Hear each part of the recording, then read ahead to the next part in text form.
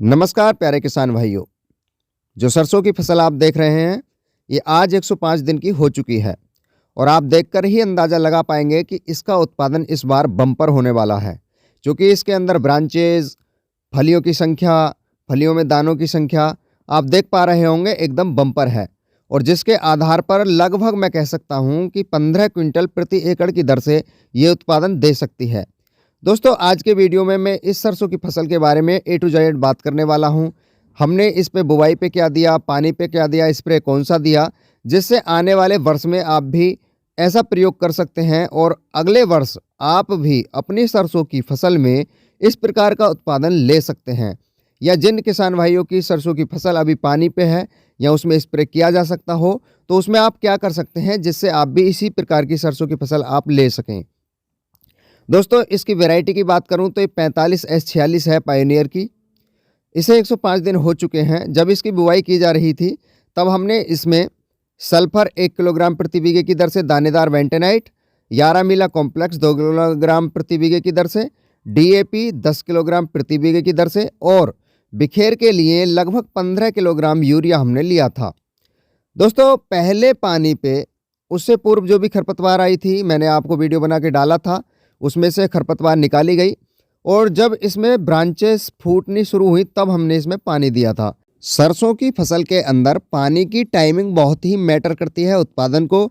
यदि आप गलत समय पर पानी देते हैं तो उसमें फुटाव कम होता है, ब्रांचेस कम निकलती हैं, जिसके कारण से सरसों की फसल का उत्पादन गिर जाता है। और आप यदि सही समय पर पानी देते हैं तो ब्रांचेस की संख्या बम्पर होती है, जिससे उत्पादन भी आपको बम्पर मिलने की आसार बढ़ जाते हैं। दोस्तों जब हम यूरिया दे रहे थे तो पानी से पूर्व हमने इसमें मुस्कान 11 मिला कॉम्प्लेक्स की 1 किलोग्राम प्रति बीघे की दर से और डस्ट वाला जो सल्फर था 90% में, वो आधे किलोग्राम प्रति बीघे की दर से हमने इसमें दिया। साथ ही 5 किलोग्राम बीघे की दर से यूरिया। इन चारों चीज़ों को हमने बढ़िया से मिलाया और फिर इसमें बिखेर विधि से यूरिया दिया और फिर उससे ऊपर से पानी डाला।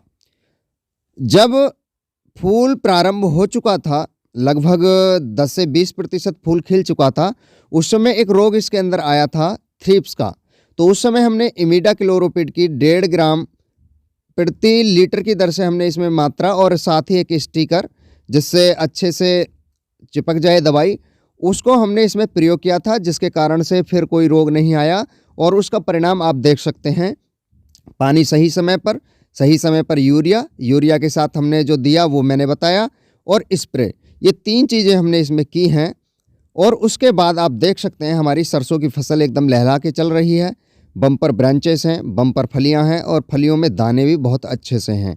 अब यदि बात करें दूसरी सिंचाई की, दोस्तों हमने इसमें दूसरी सिंचाई नहीं की है, क्योंकि हमारे यहाँ पर अभी लगभग 15 दिन पहले बारिश पड़ी थी, जिसके कारण से नमी ठीक ठाक हमारी सरसों की फसल में हो गई है। यदि हमें ज़रूरत पड़ी तो हम अभी इसकी सिंचाई करेंगे, और यदि सिंचाई करने की आवश्यकता नहीं हुई, यदि नमी नहीं भागी तो हम सिंचाई नहीं करेंगे। तो जिन भी किसान भाइयों के यहाँ पे बारिश नहीं पड़ी है तो सबसे पहले आप अपने खेत में नमी देखिए और आपको ये चेक करना है, यदि आपके खेत से नमी जा चुकी है और फूल उतर चुका है तब आपको दूसरी सिंचाई करनी होगी, जिससे दाने अच्छे पकें। यदि आप नमी होते हुए सिंचाई कर देते हैं तो फिर उसका भी दुष्प्रभाव आपकी फसल पे पड़ता है, क्योंकि नमी बहुत मैटर करती है, पानी बहुत मैटर करता है सरसों की फसल में। ये मैं पहले भी बता चुका हूँ। सही समय पर आपको सिंचाई करनी होगी। जहाँ पर 3 सिंचाइयों की आवश्यकता होती है तो वे किसान भाई भी ध्यान दें कि पहला पानी जब हल्का सा फुटाव प्रारंभ हो, दूसरा पानी जब फूल बनने की अवस्था प्रारंभ हो रही हो या उससे पूर्व, और तीसरा पानी तब जब हमारा फूल उतर चुका हो, लगभग इस तरह की फसल में। तो दोस्तों आपको बम्पर उत्पादन लेने से कोई नहीं रोक सकता। इस बार यदि आप चूक रहे हो तो फिर अगले वर्ष जब आप सरसों बोएं और इस प्रकार की सरसों की फसल आप काटना चाहें तो आप बताए गए स्टेपों का फॉलो कर सकते हैं और अपनी बम्पर उत्पादन तय कर सकते हैं। आप देख सकते हैं हमारी सरसों की फसल को कितनी ही लाजवाब है। यदि आप कोई भी बात पूछना चाहते हो या कोई सलाह या फिर इस सरसों की फसल के बारे में आप कुछ बताना चाहते हो तो कमेंट सेक्शन में आप बता सकते हैं।